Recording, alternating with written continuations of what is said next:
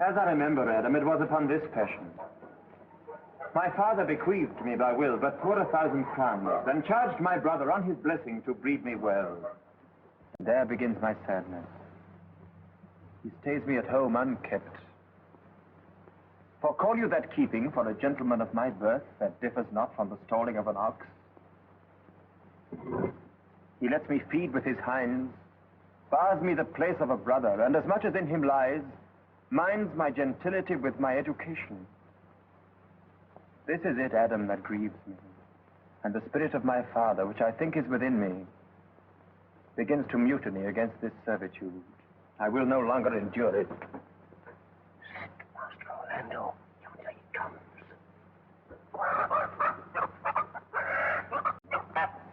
Stay apart, and thou shalt hear how he will shake me up.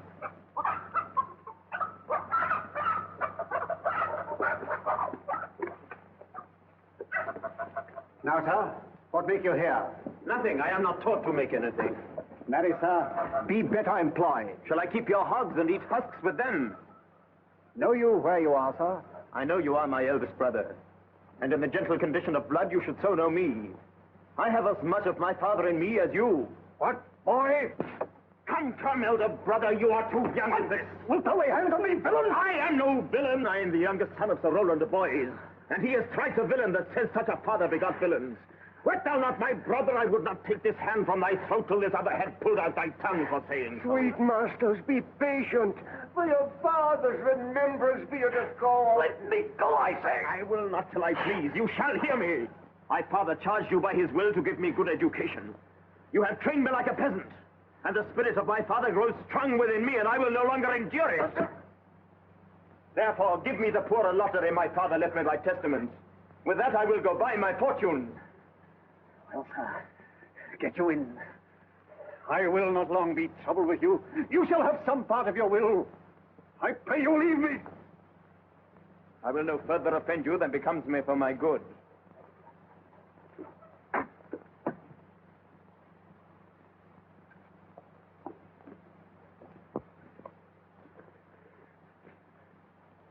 Get you with him, you old dog. Oh, God, my lord. Most true, I have lost my teeth in your service.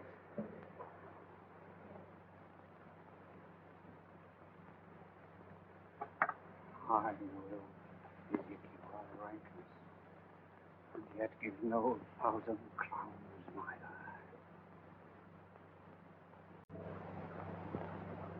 neither. Hurrah! Dennis!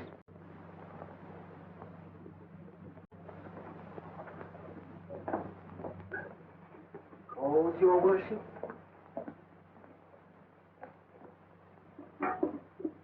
Was not Charles, the Duke's Wrestler, here to speak with me?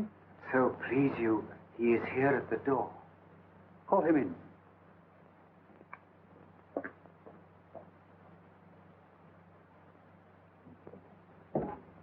Attend, your worship. Good, Monsieur Paul. What's the new news at the new court? There is no news at the court, sir, but the old news. That is, the old Duke is banished by his younger brother, the new Duke. Where will the old Duke live? They say he's already in the Forest of Arden, and many merry men with him, and there they live like the old Robin Hood of England. You wrestle tomorrow before the new Duke. Marry, do I, sir? And I came to acquaint you with the matter. I am given, sir, secretly to understand that your younger brother Orlando comes against me to try a fall. Tomorrow, sir, I wrestle for my credit, and he that escapes me without some broken limb shall acquit him well. And therefore, out of my love to you, I came hither to acquaint you, that you might stay him. Charles, I thank thee for thy love to me, which I will most kindly requite. I'll tell thee, Charles, my brother is the stubbornest young fellow of France, a secret and villainous contriver against me, his natural brother. Therefore, use thy discretion. I'd as lief thou didst break his neck as his finger. I'm heartily glad I came hither to you. If he come tomorrow, I'll give him his payment. If ever he go alone again, I'll never wrestle for prize more. So God keep your worship. Farewell, good Charles.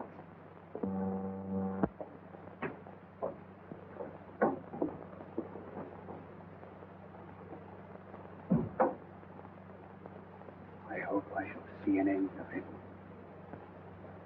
For my soul, yet I know not why,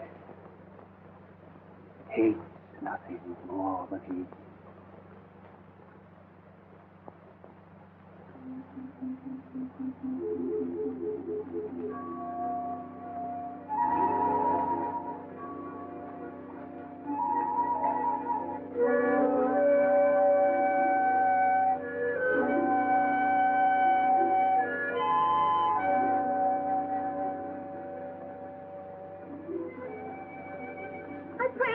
Rosalind, sweet my cousin, be merry.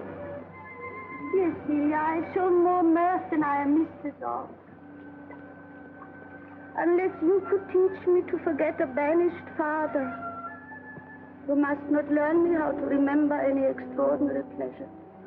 Herein I see thou lovest me not with the full weight that I love thee.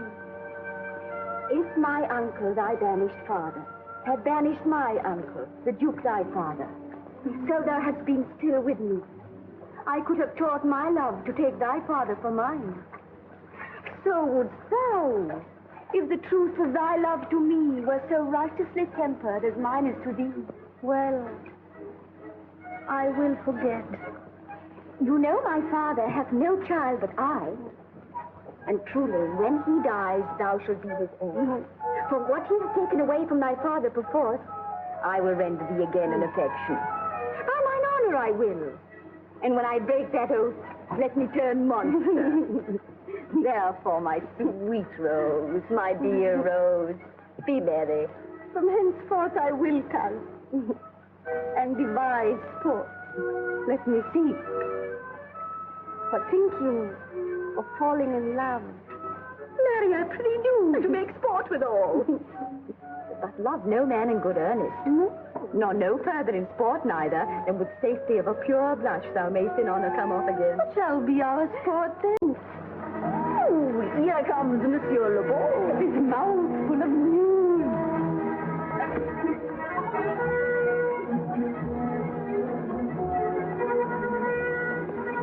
Oh, Monsieur Le Beau, what's the news? Fair princess, you're going to lose much good sport.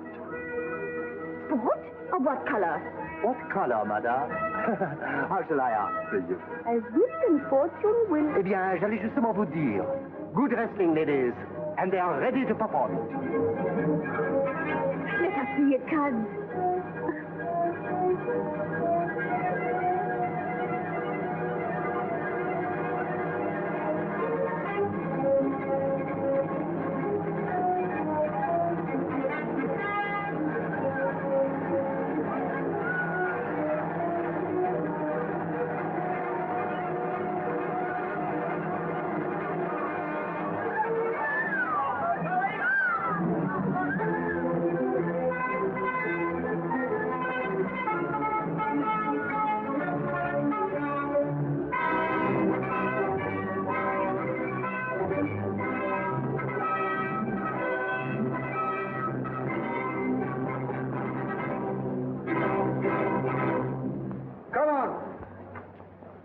Since this youth will not be entreated, his own peril on his forwardness.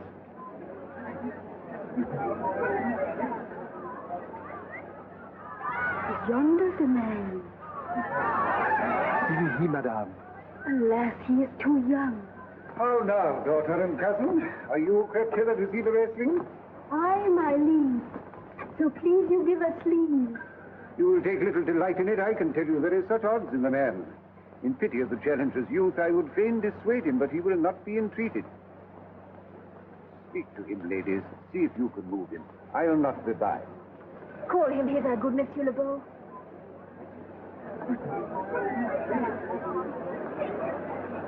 Monsieur the Challenger, the Princess calls for you. I attend them with all respect and duty.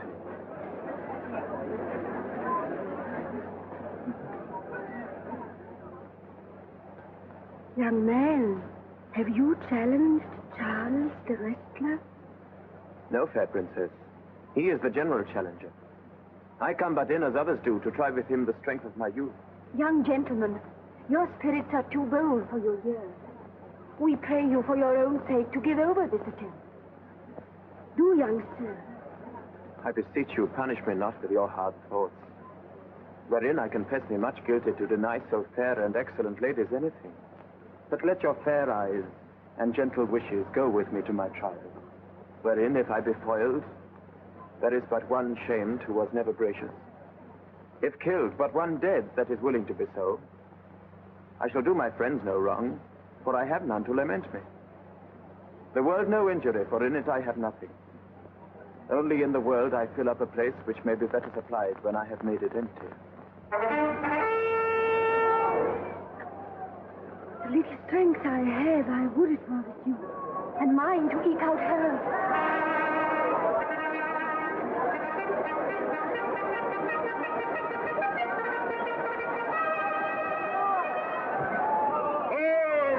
Where is this young gallant that is so desirous to lie with his mother? You mean to mock me after? You should not have mocked me before.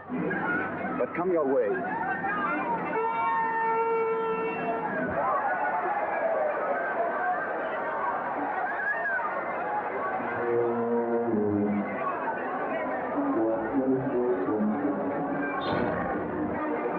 Miraculous be thy speed, young man.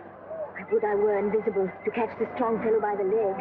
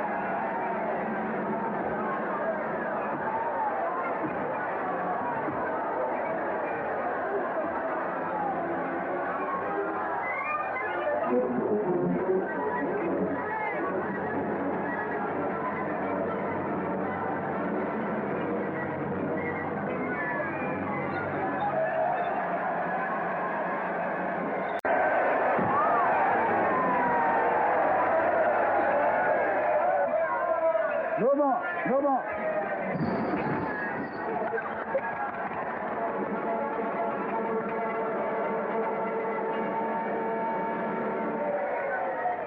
How dost thou, Charles? He cannot speak, my lord. Bear him away.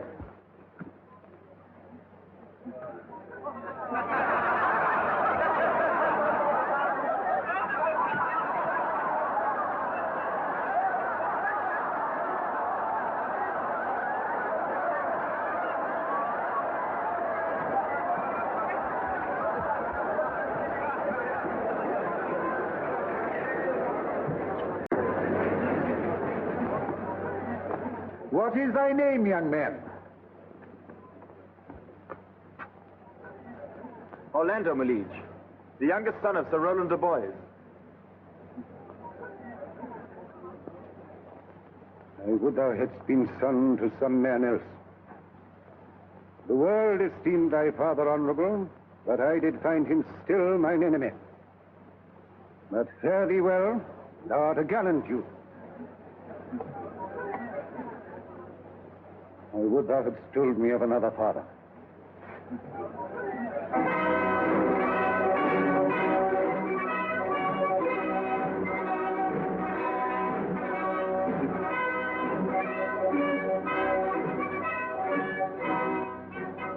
Were I my father, cousin, would I do this? My father loved Sir Roland as his soul.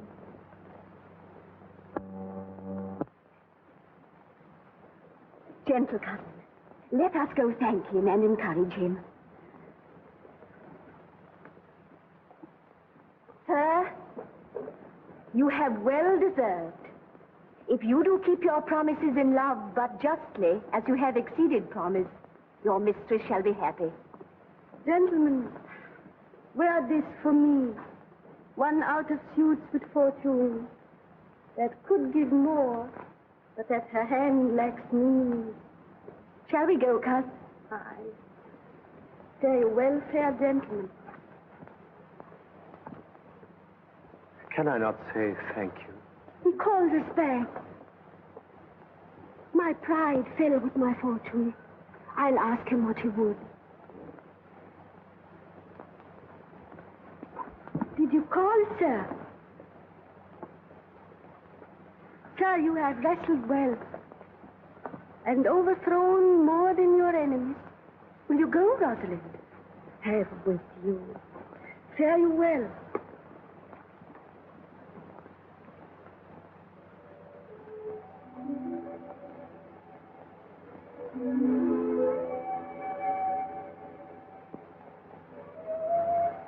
What passion hangs these weights upon my tongue? I cannot speak to her. Yet she urged conference. Oh, poor Orlando, thou art overthrown. Or Charles, or something weaker masters thee. Good sir, I do in friendship counsel you to leave this place. Albeit you have deserved high commendation, yet such is now the Duke's condition that he misconstrues all that you have done. I thank you, sir. And pray you tell me this. Which of the two was daughter of the Duke that here was at the wrestling? Indeed, the taller is his daughter. The other is Rosalind, daughter to the banished Duke. But I can tell you that of late this Duke hath tamed displeasure against his gentle niece, grounded upon no other argument, but that the people praise her for her virtues and pity her for her good father's sake. And on my life, his malice against this lady will suddenly break forth. Sir, fare you well. I rest much bounden to you. Fare you well.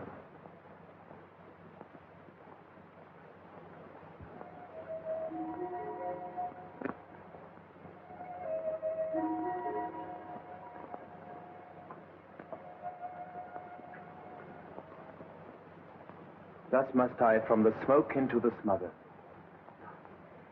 from tyrant Duke unto a tyrant brother.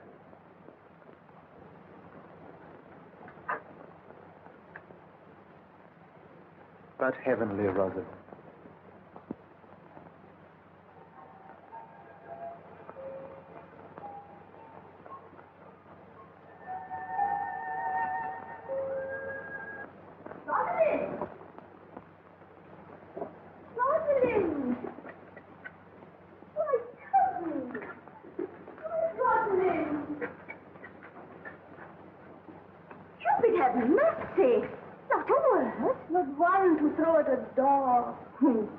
But is all this for your father? No. Some of it is for my father's child. Come, wrestle with your affection. Oh, they take the part of a better wrestler than myself. Is it possible on such a sudden you should fall into so strong a liking with those of Roland's youngest son? The Duke, my father, loved his father dearly. Does it therefore ensue that you should love his son dearly? No. By this kind of chase, I should hate him. For my father hated his father dearly. Yes, I hate not Orlando. No, Faith. Hate him not for my sake. Oh, look. Here comes the Duke.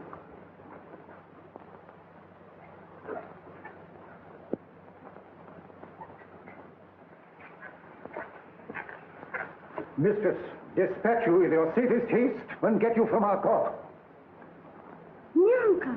You, cousin, within these 10 days, if that thou beest found so near our public court as 20 miles, thou diest for it. I do beseech your grace. Let me the knowledge of my fault bear with me. Never so much as in a thought unborn did I offend your highness. Thus do all traitors. Thou art thy father's daughter, there's enough. So was I, when your highness took his dukedom.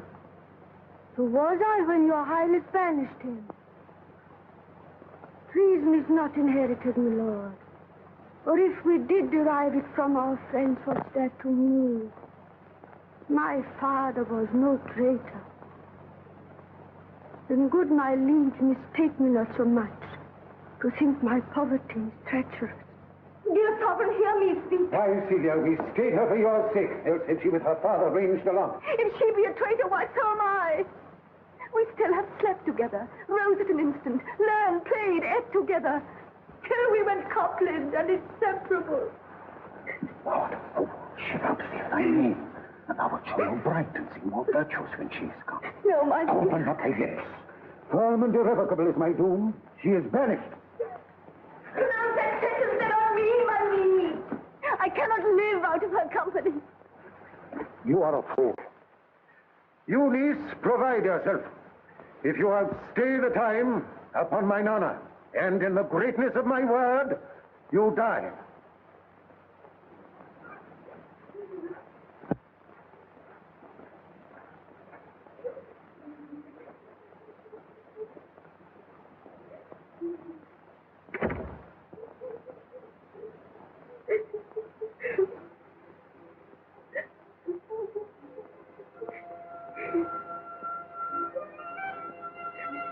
My poor Rosalind, whither wilt thou go?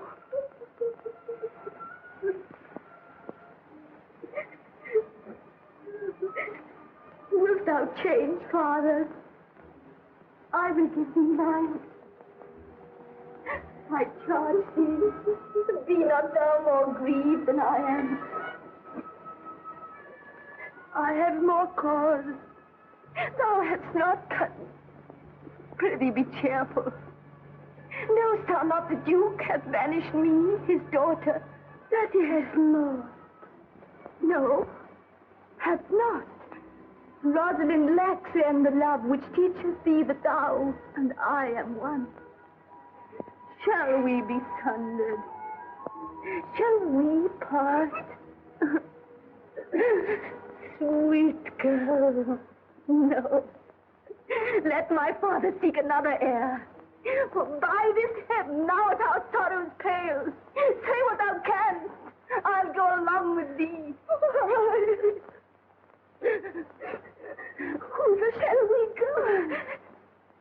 To seek my uncle in the Forest of Arden.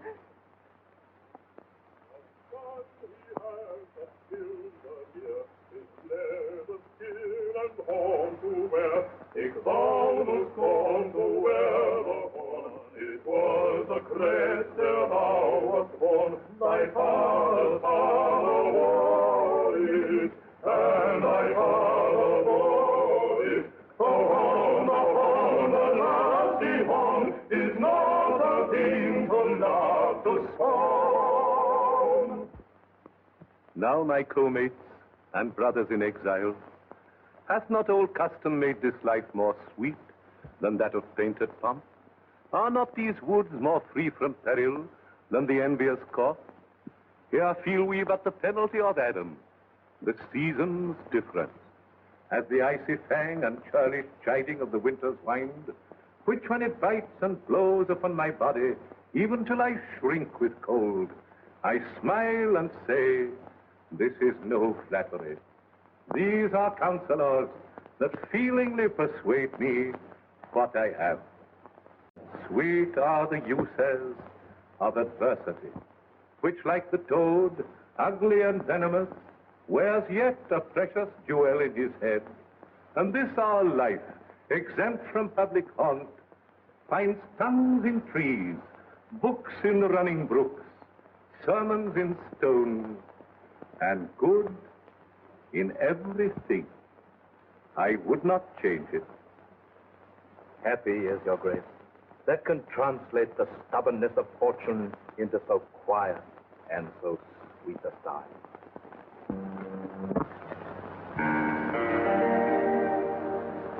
Blow, blow the winter wind, thou art not so unkind, thou art not so unkind as man's in gratitude. Thy tooth is not so keen, because thou art not seen. Thy tooth is not so keen, because thou art not seen. Although thy breast is rude, although thy breast is rude, although thy breast is rude.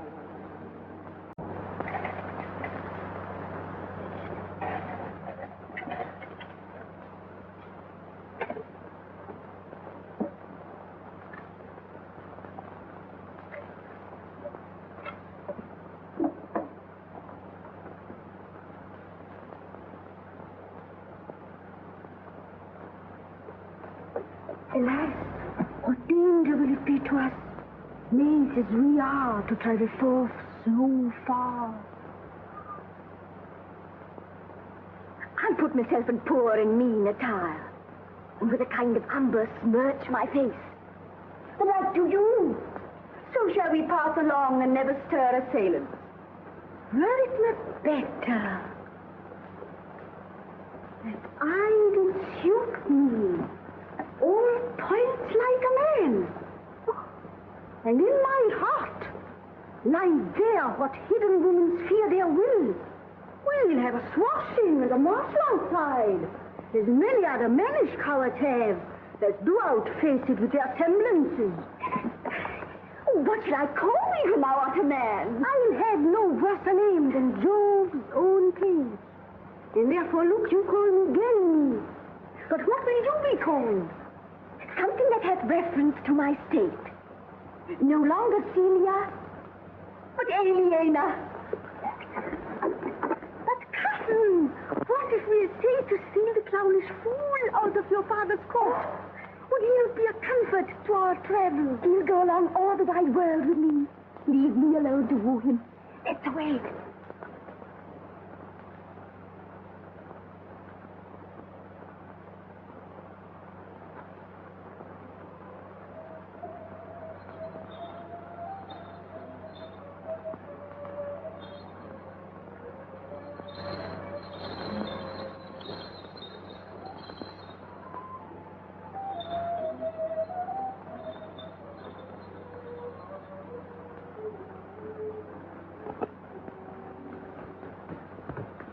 Now go we in content to liberty and not to banishment.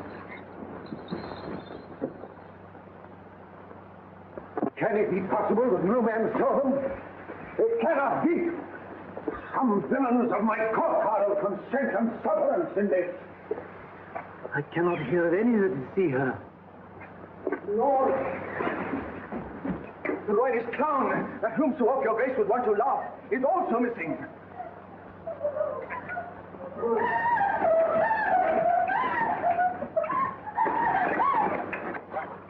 Hesperia, the princess gentlewoman, confesses that she secretly o'erheard your daughter and her cousin much commend the parts and graces of the wrestler that did but lately foil the sinewy Charles, and she believes wherever they are gone, that youth is surely in their company.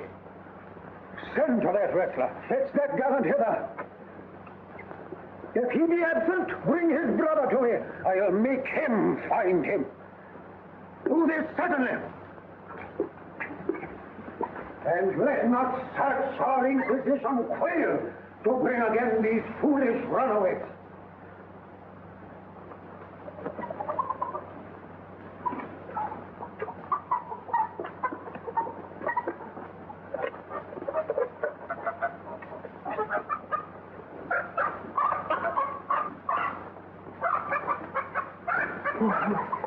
Oh, my gentle master.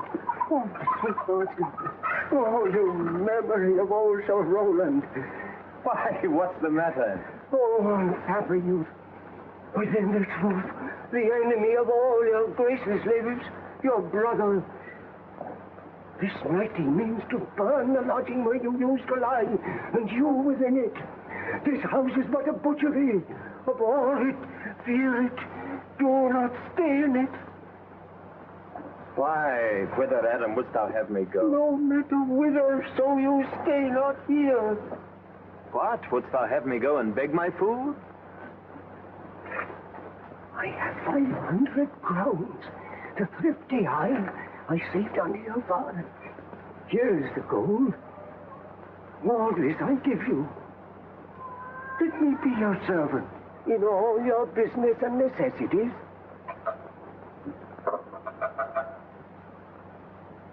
Oh, good old man.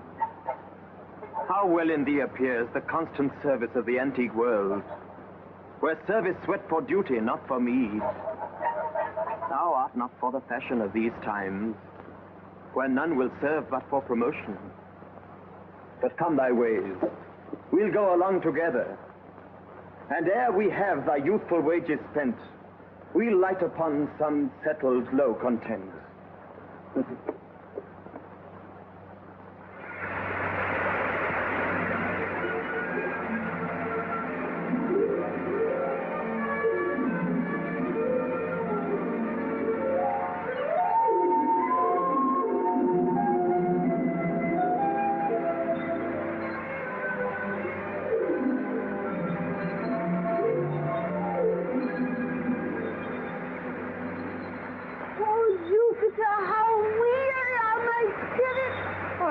Not for my spirits if my legs were not so weary. I could find it in my heart to disgrace my man's talent to cry like a woman. I pray you bear with me. I can go no further. For my part, I had rather bear with you than bear you. Well, this is the Forest of Arden. Aye, now am I in Arden, the more fool I. When I was at home, I was at a better place. But travelers must be content. Aye. You so for Touchstone.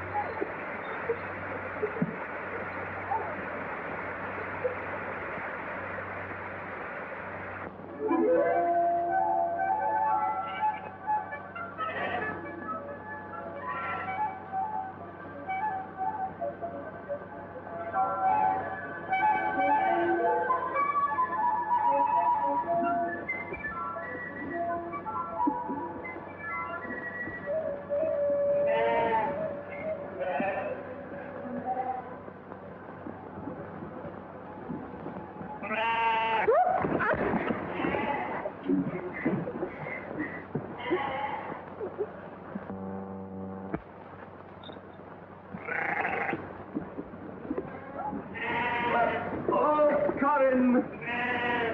That thou knewst how I do love her! I partly guess, for I have loved her now. How many actions most ridiculous hast thou been drawn to by thy fantasy? Into 1,000 that I have forgotten. Oh, thou didst then ne'er love so heartily. If thou rememberest not the slightest folly that ever love did make thee run into, thou hast not loved. Or if thou hast not spoke as I do now, wearing thy hearer with thy mistress' praise, thou hast not loved. Or if thou hast not broke from company, abruptly as my passion now makes me, thou hast not loved. Oh, Phoebe! Phoebe! Phoebe! Oh, Joe, Joe, this shepherd's passion is much upon my passion. And mine. But it grows somewhat stale with me. I pray you, one of you, question yon man if he for gold will give us any food. I faint almost to death.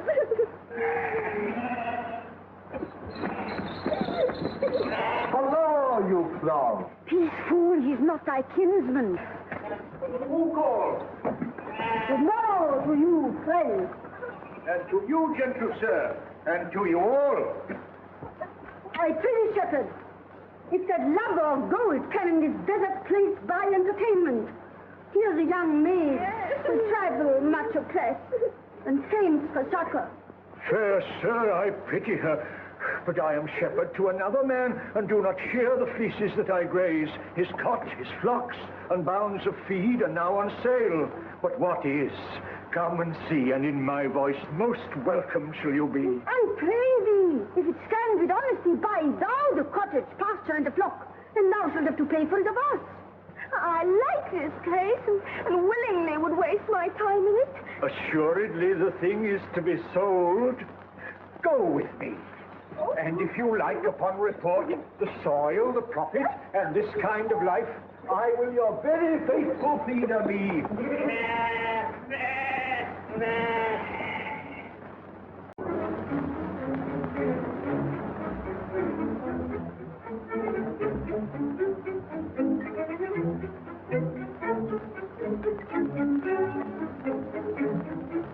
Why, how now, monsieur? What a life is this, that your poor friends must woo your company?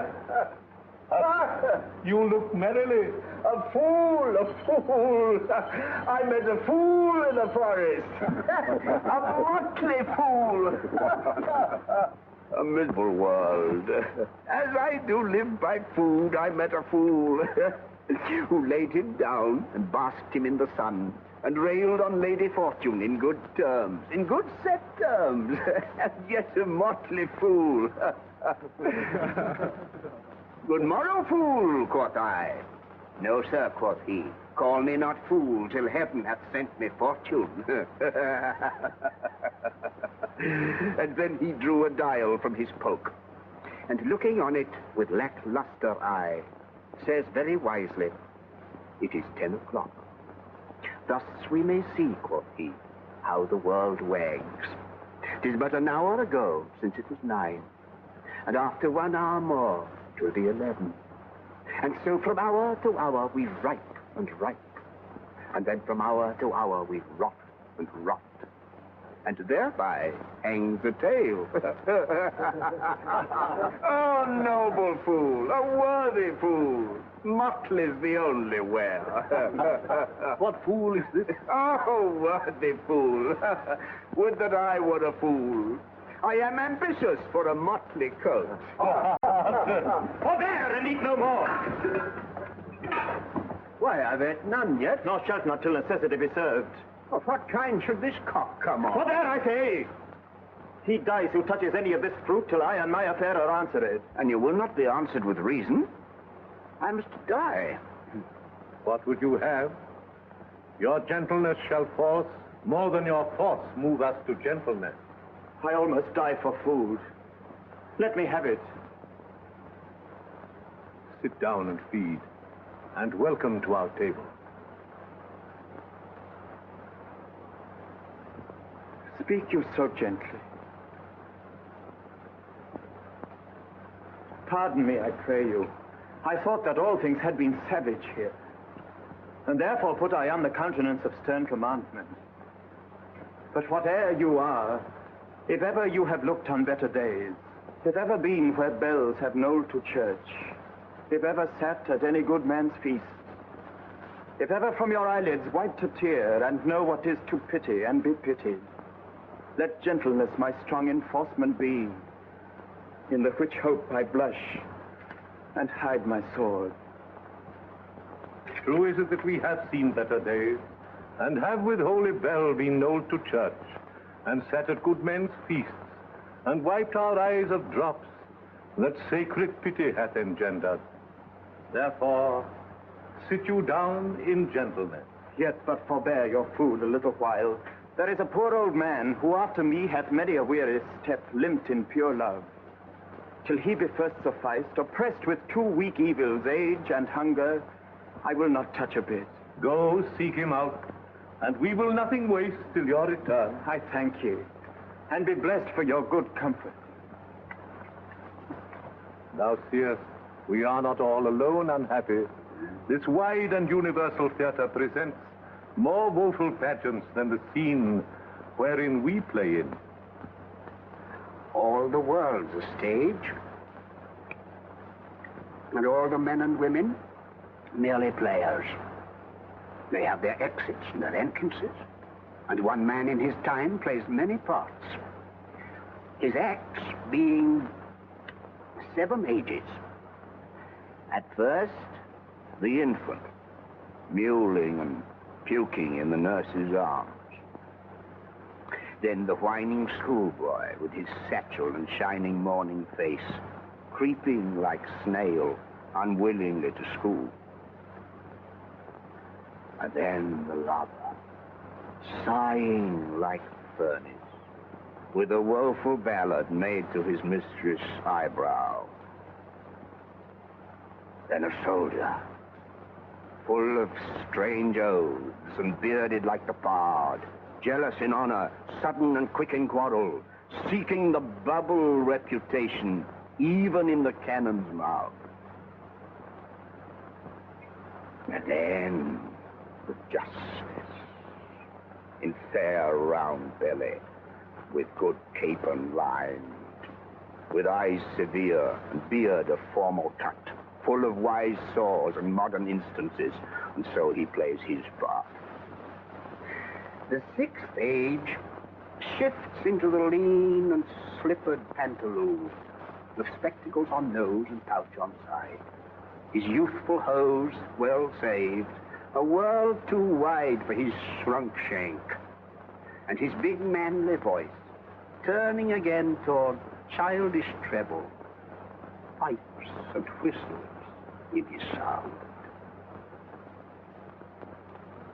Last scene of all, that ends this strange, eventful history, is second childishness and mere oblivion.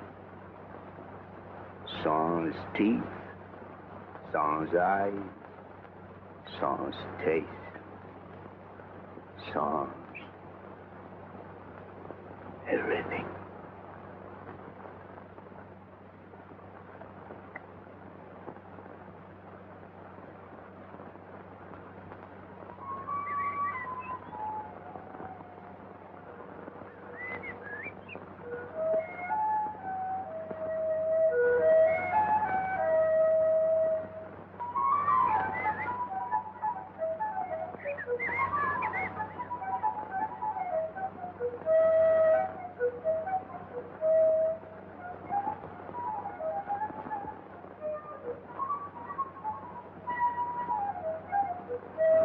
If that you were the good Sir Roland's son, as you have whispered faithfully you were, be truly welcome hither.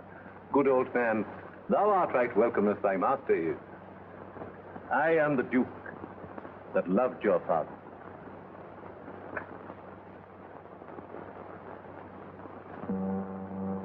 Seen him since? Sir, that cannot be. But look to it. Find out thy brother, wheresoe'er he is. Seek him with candle. Bring him, dead or living, within this 12 month, or turn thou no more to seek a living in our territory. Thy lands and all things that thou dost call thine worth seizure, do we seize into our hands, till thou canst quit thee by thy brother's mouth of what we think against thee. Oh, that your highness knew my heart in this. I never loved my brother in my life. More villain, Beau. Well, push him out of doors. And let my officers of such a nature make an extent upon his house and lands. Do this expediently and turn him going.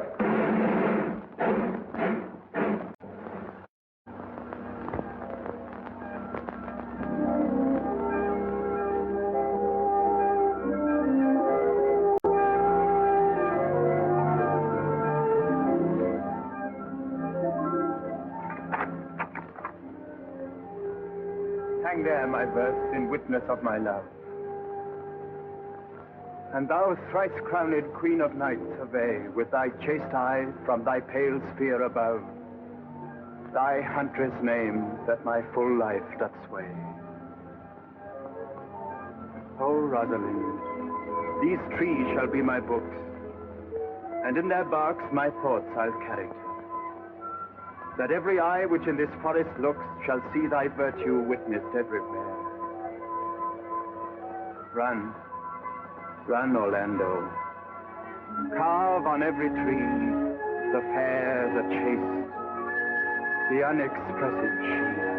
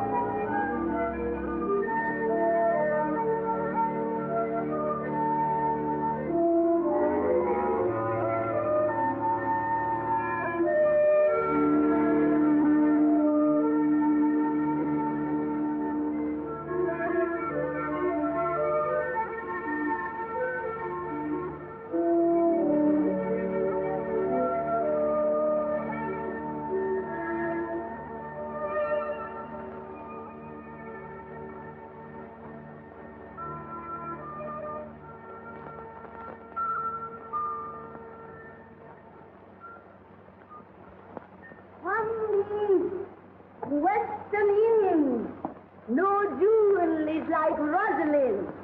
Traverse, be mounted on the wind, through all the world bears Rosalind. All the pictures fair as lime are but black to Rosaline. Let no face be kept in mind but the fair of Rosaline. I'll rhyme you so 8 years together. Dinners and suppers and sleeping hours accepted. Alternate now. For a taste.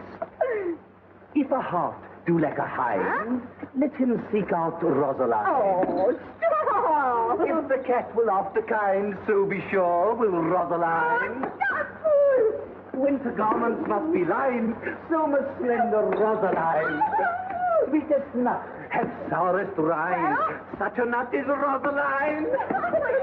He that sweetest rose will find must find love's prick and Rosaline. Stop, you dull fool! This is a very false gallop of verses. Why do you infect yourself with them? I found them on a tree. Truly, the tree yields bad fruit. Pink. Helen, cheek, but not her heart. Cleopatra's majesty. Atalanta's better part. Sad Lucretia's modesty. Thus Rosalind of many parts by heavenly synod was devised, of many faces, eyes, and hearts, to have the touches dearest kind. Heaven would that she these gifts should have, and I to live and die her slave. Most Shepherd, go off a little. Shepherd, Go open it. Go with him, sir.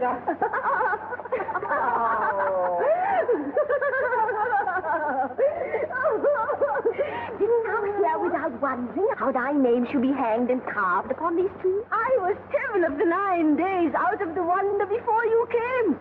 Look here what I found in a palm tree. I was never so berhymed since Pythagoras' time, when I was an Irish rat, which I can hardly remember. Trow you who has done this? Is it a man? And a chain you once wore about his neck. Change your color? I prithee who? Oh, is this possible? Nay, I prithee now, with most exceptionary vehemence, tell me what is. Oh, wonderful, wonderful. And most wonderful, wonderful. Yet again, wonderful. And after that, out of all, when my complex. Dost thou think, though I am caparisoned like a man, I have a doublet and holes in my disposition? 1 inch of delay more is a south sea of discovery. Quickly and speak apace. Oh, I would thou couldst stammer, that thou mightst pour this concealed man out of thy mouth as wine comes out of a narrow-mouthed bottle, either too much at once or none at all. I pray thee, take the cork out of thy mouth, that I may drink thy tidings. So you may put a man in your belly. What manner of man? Is his head worth a hat, or his chin worth a beard? Nay, he hath but a little beard. Why, God will send more if the man will be thankful. Let me stay the growth of his beard, if thou delay me not the knowledge of his chin. It is young who? Orlando.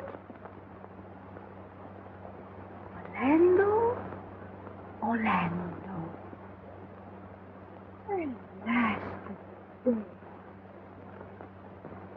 What shall I do with my doublet and hose? What did he when thou sawest him? What said he? How looked he? What makes he now? He asked for me. Oh, shalt thou see him again? Oh, answer me in one word. He was balmy gargantuous mouth first. But take a taste. I found him under a tree, like a dropped acorn. May well be called Jove's tree, when it drops forth such fruit. There lay he, stretched along like a wounded knight. Though it be pity to see such a sight, it well becomes the ground. I holler to thy tongue, I prithee. Thou bring'st me out of tune. Oh, Elena! Elena! Oh, you don't know I'm a woman. Well, I think I must speak. Please stay on. No, you bring me up.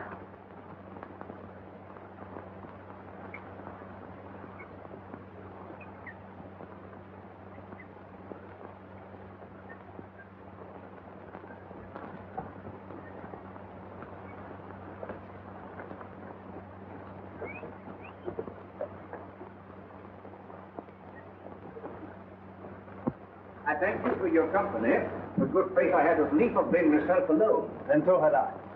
But yet, for fashion's sake, I thank you, too, for your society. God be with you. Let's meet as little as we can. I do desire we may be better strangers. I pray you, mar no more trees with writing love songs in their barks. I pray you, mar no more of my verses with reading them ill-favoredly. Rosalind is your love's name. Yes, just. I do not like her name. There was no thought of pleasing you when she was christened. What stature is she of? Just as high as my heart. You're full of pretty answers. I am weary of you. I'll tarry no longer with you. Farewell, good Signor Love. I am glad of your departure. Adieu, good Monsieur Melancholy. Hiya, Forester, do you hear? Very well. What would you? I pray you, what is the clock? You should ask what time of day. There is no clock in the forest. And there is no true lover in the forest. Else sighing every minute and groaning every hour would detect the lazy foot of time as well as a clock. Quite well, you pretty youth. It is shepherdess, my sister. Here in the skirts of the forest lie fringe upon a petticoat, Your accent is something finer than you could purchase in so removed a dwelling. I have been told so of many. But indeed, an old religious uncle of mine taught me to speak. He was in his youth an inland man, one that knew courtship too well, for there he fell in love. I've heard him read many lectures against it, and I thank God I'm not a woman to be touched with so many giddy offenses. Can you remember any of the principal evils that he laid to the charge of women? I pray that recount some of them. No.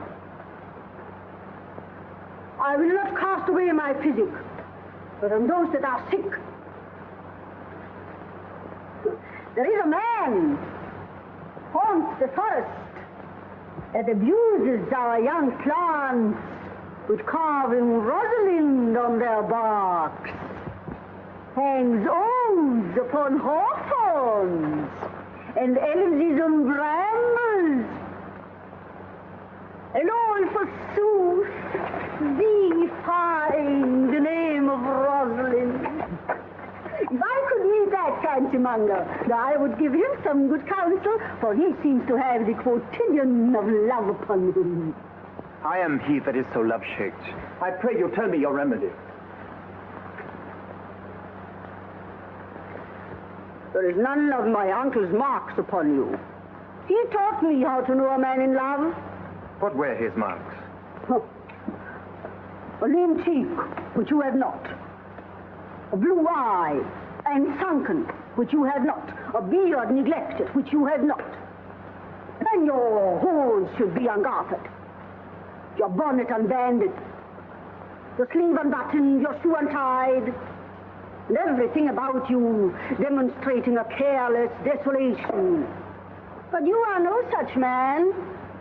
You are rather point device in your accoutrements, as loving yourself than seeming the lover of any other. I swear to thee, youth, by the white hand of Rosalind, I am that he, that unfortunate he. But are you as much in love as your rhymes speak? Neither rhyme nor reason can express how much. Love is nearly a madness, yet I profess curing it by counsel. Did you ever cure any soul? Mm-hmm. One. And in this manner, he was to imagine me, his love, his mistress. And I set him every day to woo me, at which time I, being but a moonish youth, would now like him, now loathe him, then entertain him, then forswear him, now weep for him, now spit at him, that I drave my suitor from his mad humor of love into a living humor of madness. And thus I cured him. And this way will I take upon me to wash your liver as clean as a sound sheep's heart, that there shall not be one spot of love in it. I would not be cured, you. But I would cure you, if you would but call me Rosalind, and come every day to my cot to woo me. Now, by the faith of my love, I will. Tell me where it is. Go with me, and I'll show it you. And by the way, you can tell me where in the forest you live. Will you go? With all my heart, good youth. Nay, you must call me Rosalind. Rosalind.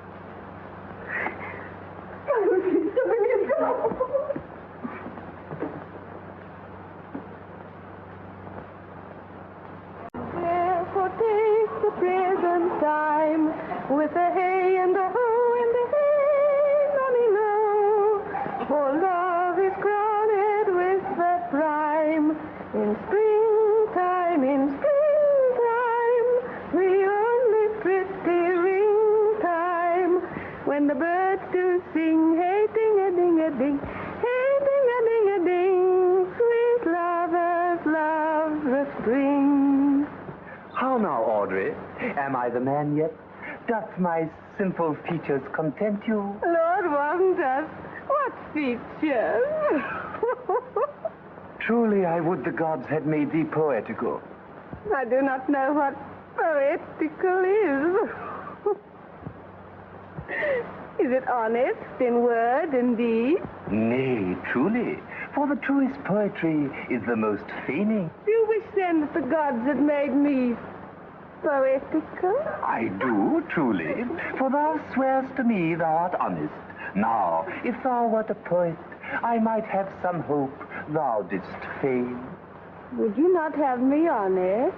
Nay, truly, unless thou wert hard favored.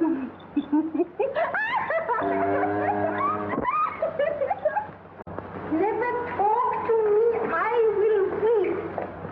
Do, my pretty. But yet have the grace to consider that tears do not become a man. But have I not cause to weep? As good a cause as one would desire. Therefore weep. His very hair is of the dissembling color, even browner than Judas's. Marry, his kisses are Judas's own children. His hair is of a good color. An excellent color. Your chestnut was ever the only color. And his kissing is as full of sanctity as the touch of holy bread. The very ice of chastity is in them. But why did he swear I would come this morning and comes not? Nay, certainly, there is no truth in him. Not true in love? Yes, when he is in. I think he's not in. You have heard him swear downright he was. What is not in?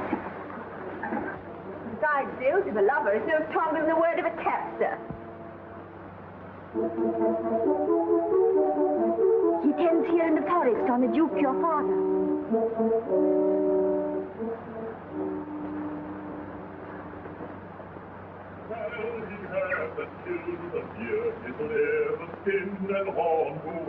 A crown of thorn who wear the gold, it was the crest where thou wast born. Thy father's father wore it, and thy father bore it. I met the Duke yesterday. He asked me of what parentage I was.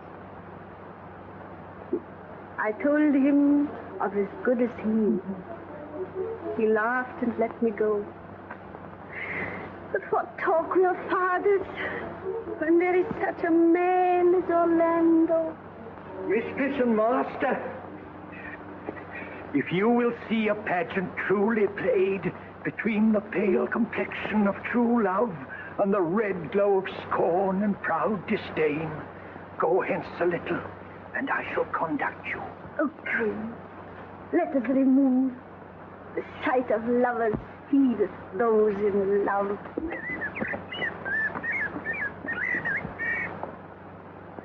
Sweet Phoebe, do not scorn me. Do not, Phoebe. Say that you love me not, but say not so in bitterness. I fly thee, for I would not injure thee. Thou tell'st me there is murder in mine eyes. 'Tis pretty sure and very probable. And if mine eyes can wound, now let them kill thee. Now counterfeit the swoon. Why now fall down? Or if thou canst not, oh, for shame, lie not to say mine eyes are murderers. Oh, dear Phoebe, if ever, as that ever may be near, you meet in some fresh cheek the power of fancy, then shall you know the wounds invisible that love's keen arrows make. But till that time, come not thou near me. And when that time comes, afflict me with thy locks. Pity me not. Until that time, I shall not pity thee. And why, I pray you, who might be your mother, that you insult, exalt, and all at once over the wretched? What? Though you have no beauty, must you therefore be proud and pitiless? Why? What means this? Why, look at me. Of my little life, I think she means to tangle my eyes too. No! Faith, proud mistress. Hope not after it. 'Tis not your inky brows, your black silk hair, your blue eyeballs, nor your cheek of cream that can attain my spirit to your worship. You foolish shepherd. Wherefore do you follow her like foggy south puffing with wind and rain? You are 1,000 times a properer man than she a woman. 'Tis not her glass, but you that flatters her. But, mistress, know yourself. Down on your knees. Thank heaven fasting for a good man's love. For I must tell you, friendly, in your ears, tell when you can. You are not for all market. So take her to thee, shepherd. Very well. Sweet youth, I pray you chide a year together. I had rather hear you chide than this man woo. I pray you do not fall in love with me, for I am falser than vows made in wine. Besides, I like you not. Come, sister, let us go.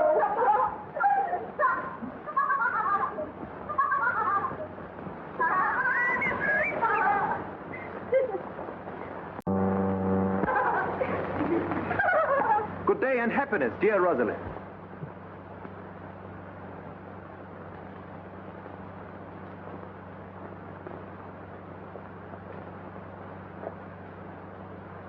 Good day and happiness, dear Rosalind.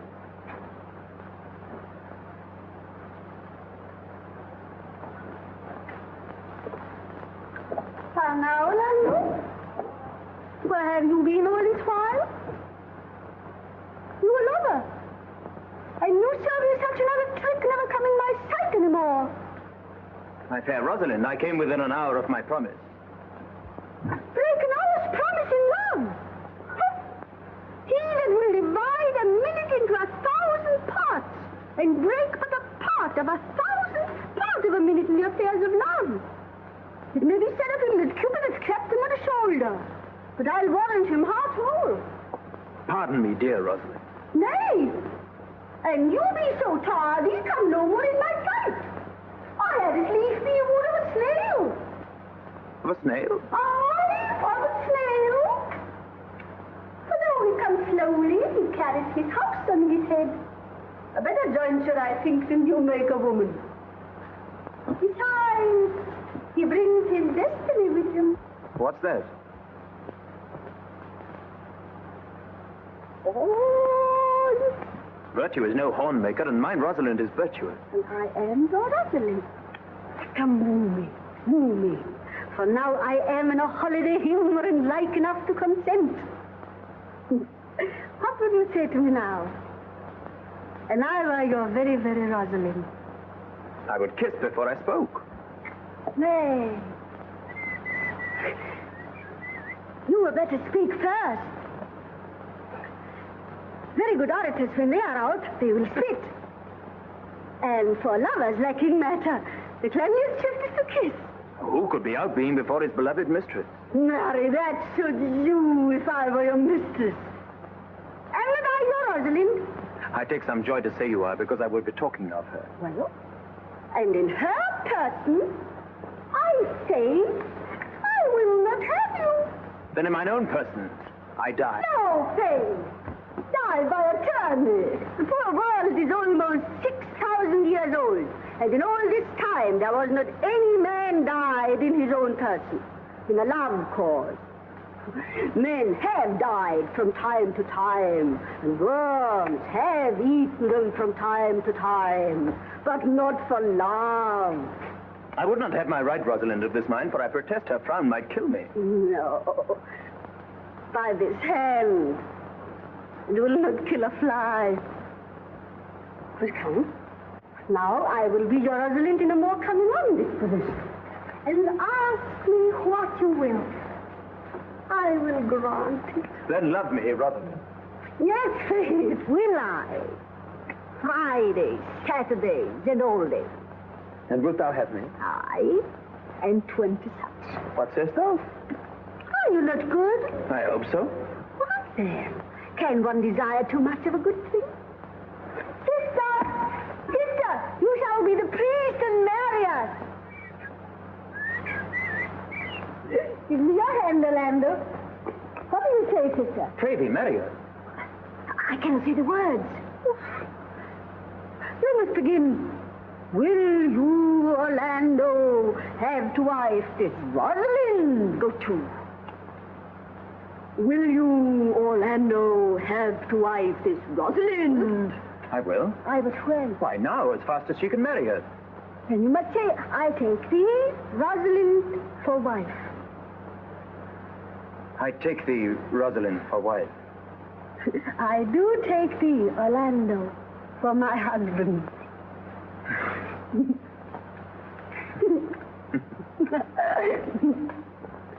Tell me, Orlando, how long would you have her after you've possessed her?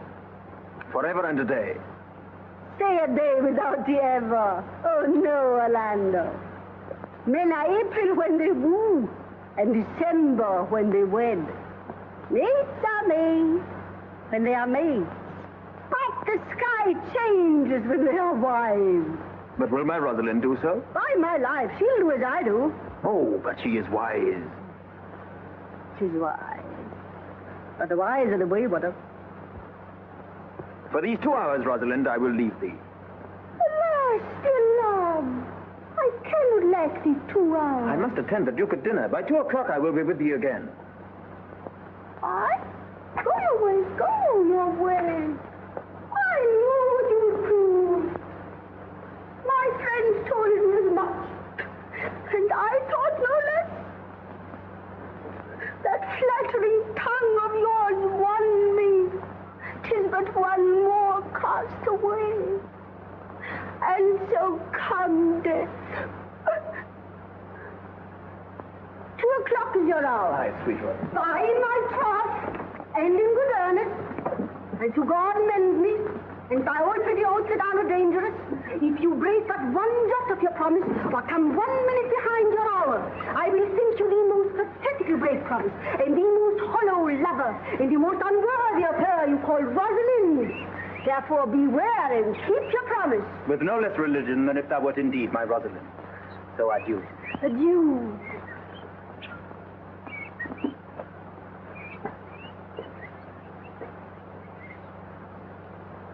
Adieu. Adieu.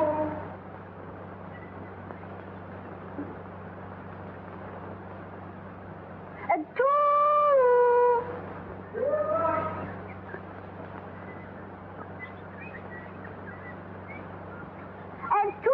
o'clock.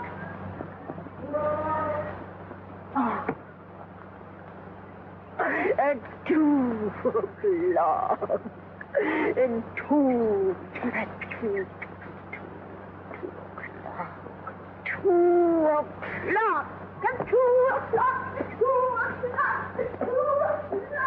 You have simply misused our sex in your love praise. Come, my pretty little cuz, that thou didst know how many fathoms deep I am in love. Oh, but it cannot be sounded. My affection hath an unknown bottom, like the Bay of Portugal. Rather bottomless. Oh, and tell thee, Aliena, I cannot be out of the sight of Orlando. For I'll go behind the shadow and sigh till he comes. And I'll sleep.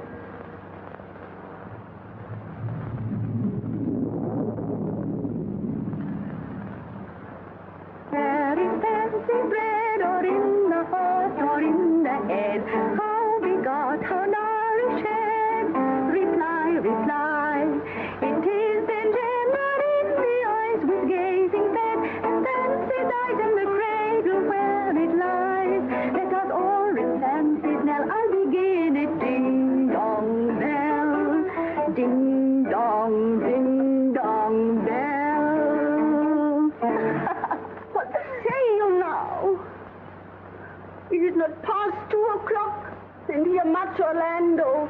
I warrant you, with pure love and troubled brain, he hath ta'en his bow and arrows, and is gone forth to sleep. Good morrow, fair ones. Are not you the owners of this house? It is no boast being asked to say we are.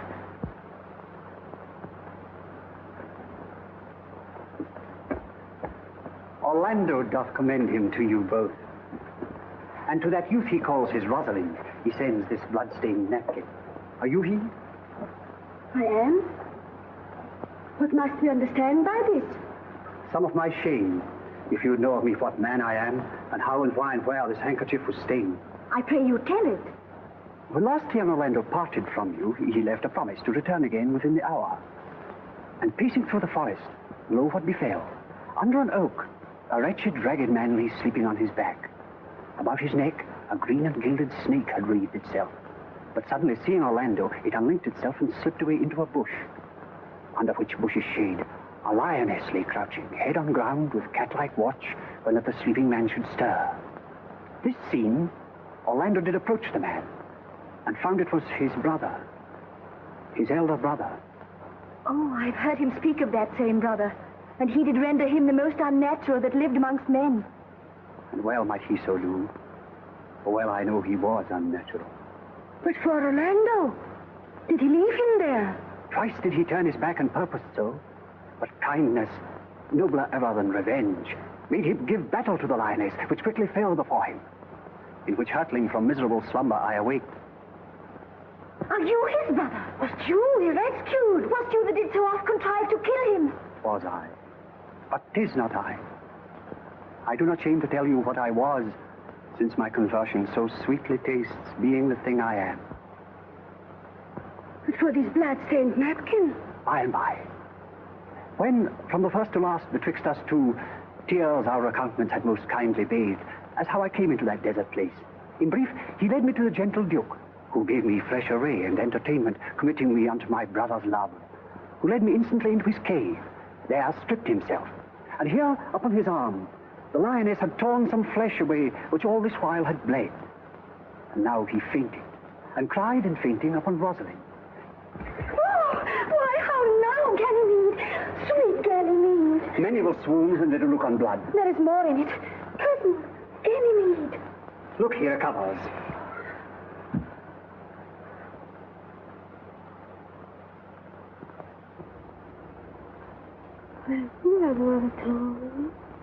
We'll lead you thither. I pray you, will you take him by the arm? Be of good cheer, youth. You are man. You lack a man's heart. I do so. I confess it. I pray you, sir, tell your brother how well I counterfeit. This is not counterfeit. There is too great testimony in your complexion. It is a passion of earnest. Counterfeit, I assure you. Well, then take a good heart and counterfeit to be a man. So I do. But the faith, I should have been a woman by right. Come, you look paler and paler. Pray you draw homewards. Good sir, go with us. That will I.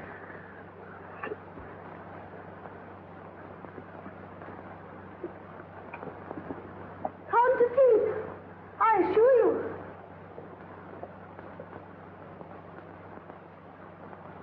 Audrey, there is a youth in the forest here, lays claim to you. Aye, I know who it is. He has no interest in me in the world. Here comes the man, you mean? It is meat and drink to me to meet a clown. We shall be flouting. We cannot hold. Good even, Audrey. Got to good even, William. Yeah. And good even to you, sir. Good even, gentle friend. Cover thy head, cover thy head. Nay, prithee, be covered. How old are you, friend? 25, sir. Right age. Is thy name William? William, sir. A fair name. Wast born i' the forest here? Aye, sir, I thank God. Thank God. A good answer. Art thou wise? Aye, sir, I have a pretty wit. Faith, thou sayest well. I do now remember a saying, the fool doth think he is wise, but the wise man knows himself to be a fool. You do love this maid? I do, sir. Give me your hand. Art thou learned? No, sir. Then learn this of me.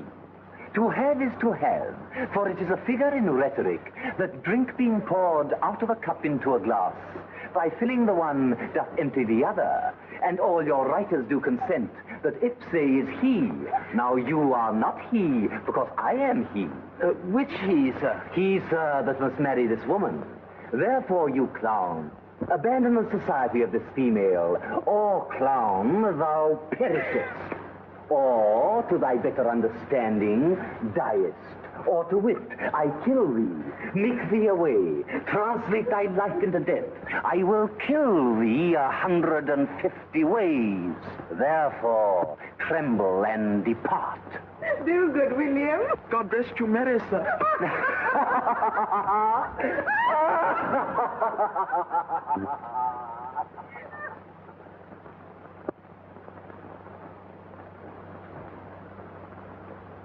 Is it possible that on so little acquaintance, that but seeing Eleanor you should love her, and loving woo and wooing she should grant? Neither call in question my sudden wooing nor her sudden consenting.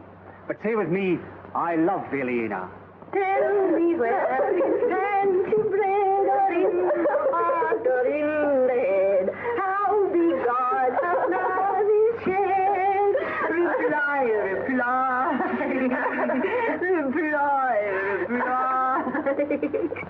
Let your wedding be tomorrow. Thither will I invite the Duke and all his contented followers. Go you and prepare Eleanor.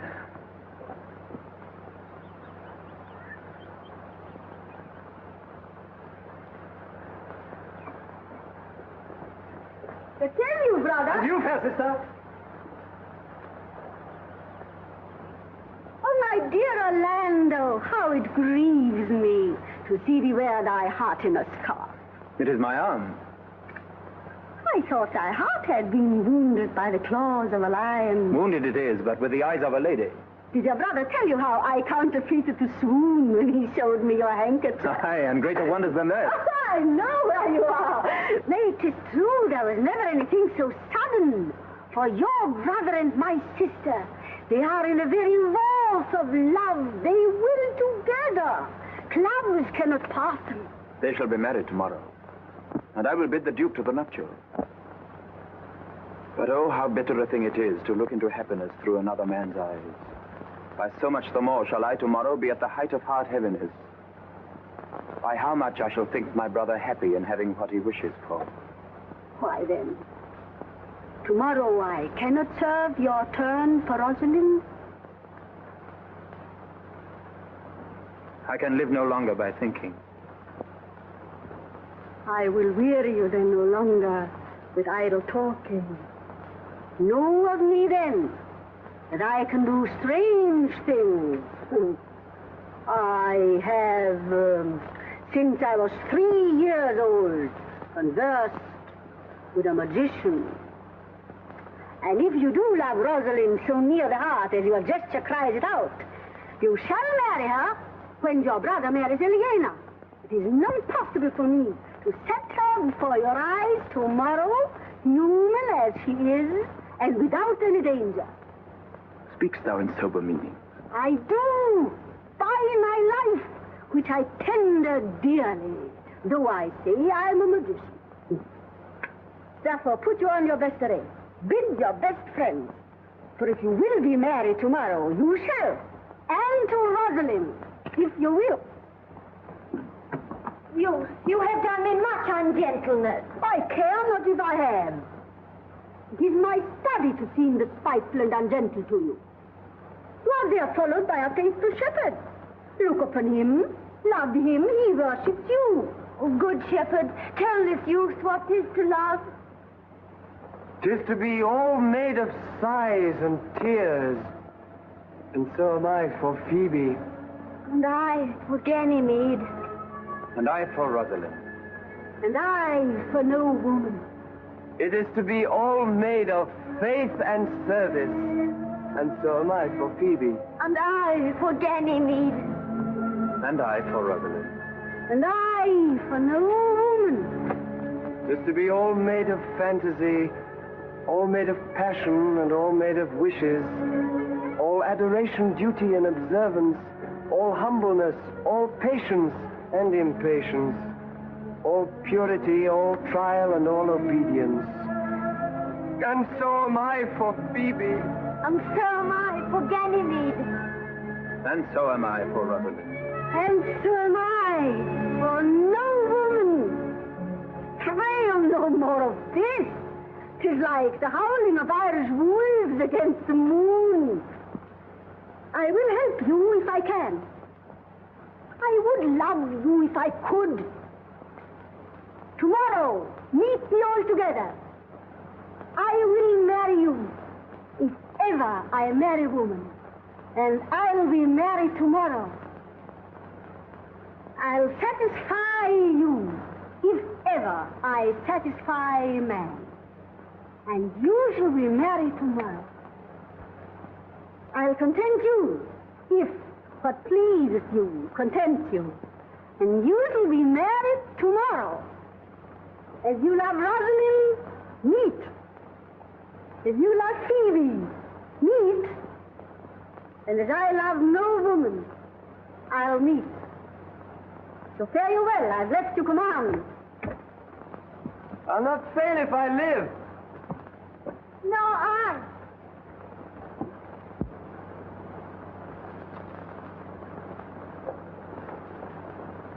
All right.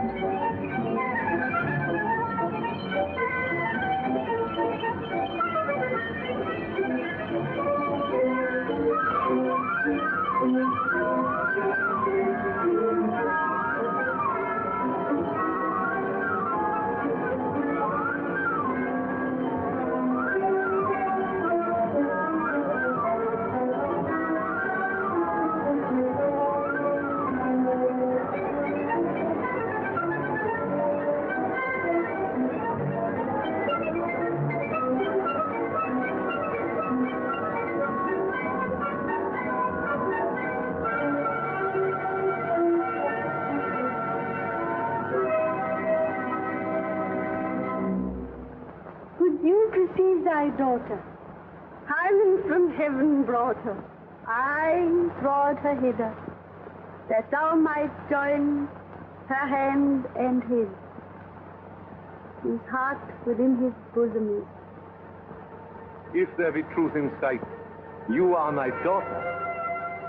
If there be truth in sight, you are my Rosalind. If sight and shape be true, why then, my love, adieu. I'll have no father if you be not me. I'll have no husband if you be not he. Nor no wed woman if you be not she. Oh, my dear niece, welcome thou art to me. Even daughter welcomed in no less degree.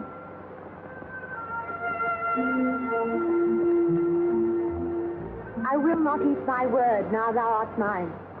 Thy faith, my fancy to thee doth combine.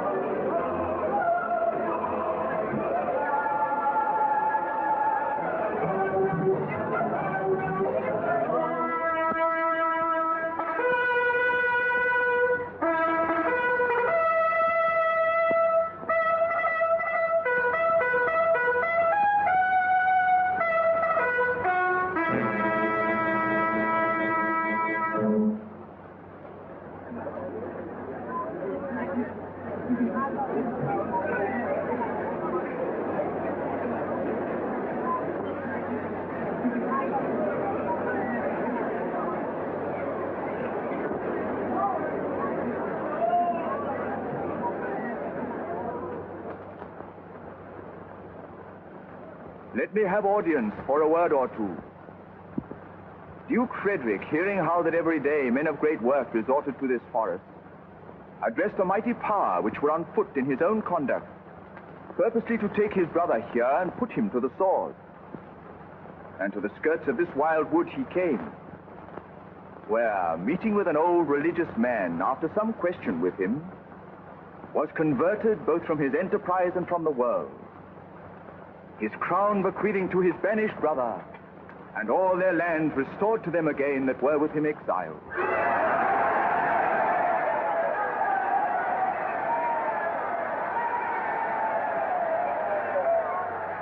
Welcome, young man. Thou offerest fairly to my daughter's wedding. Meantime, forget this new-fallen dignity and fall into our rustic revelry. Proceed.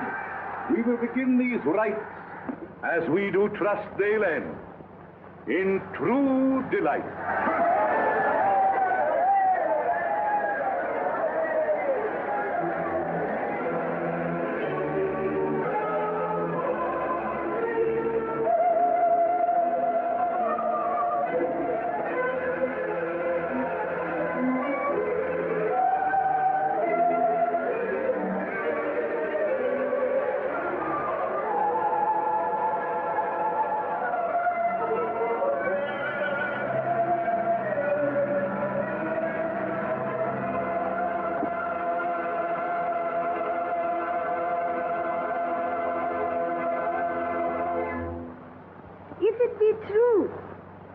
Good wine needs no bush. 'Tis true that a good play needs no epilogue. Yet a good wine they do use good bushes, and good plays prove the better by the help of good epilogue. What a case am I in then, that am neither a good epilogue nor cannot insinuate with you in the behalf of a good play. I am not furnished like a beggar. Therefore, to beg will not become you. My way is to conjure you, and I'll begin with the women. I charge you, O women, for the love you bear to men, to like as much of this play as please you. And I charge you, O men, for the love you bear to women, that between you and the women, the play may please.